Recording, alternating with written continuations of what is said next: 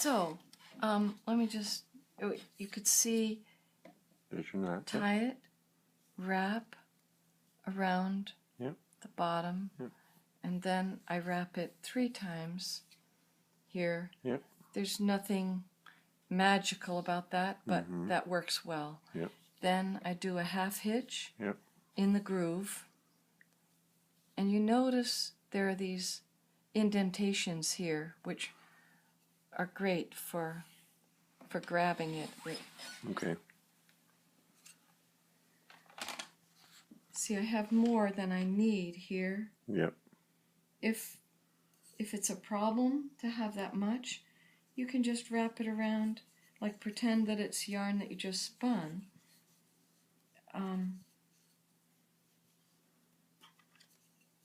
This is actually even a little bit more than you need, but you want to overlap about as long as your hand is wide.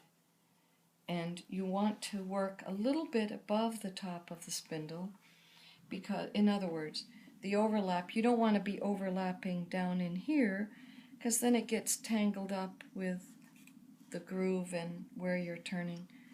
Something I didn't mention, which is a good time to mention it, is the last wrap is at the bottom. Okay.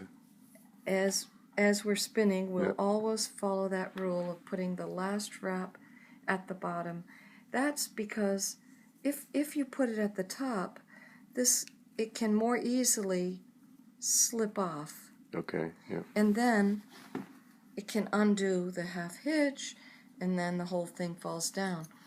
But it's sort of like there's a little ridge here, and the last wrap, it's got sort of more to overcome to slip off. So that's a good thing to remember. So now the next step is to put some over twist in the leader that's above the notch. Yep.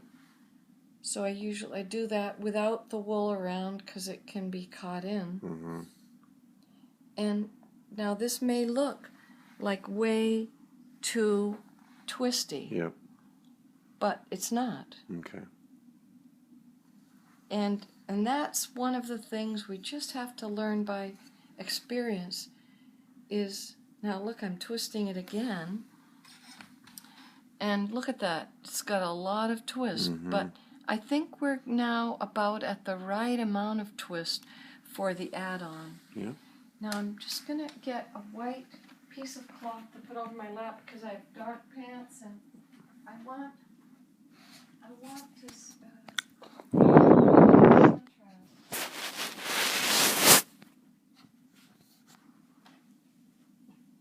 with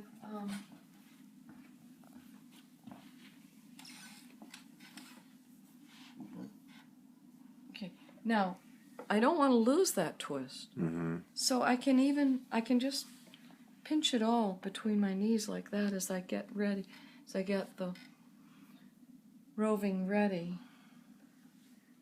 I'm just going to take off, I'm going to make a ball of roving.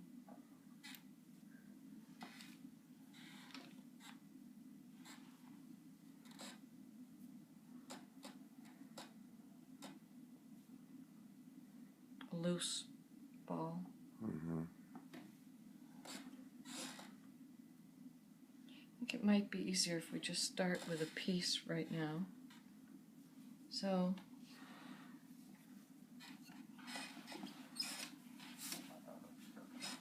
actually, usually I stand, so I think I will stand, but I'll keep this nearby in case I notice a little bit of the twist went out. I stopped it losing the twist by dropping it, because then it stopped. Yeah.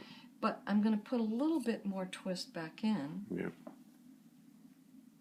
Notice, and anytime you want, you can hold it between your knees. If you notice, I put this roving over my arm so that it's out of the way. Now what I'm going to do, see, it's possible that I've put too much twist in, but I'll know in a hurry. I'm lining them up.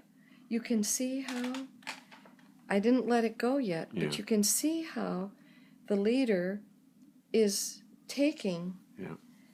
the wool. So let's see what happens here.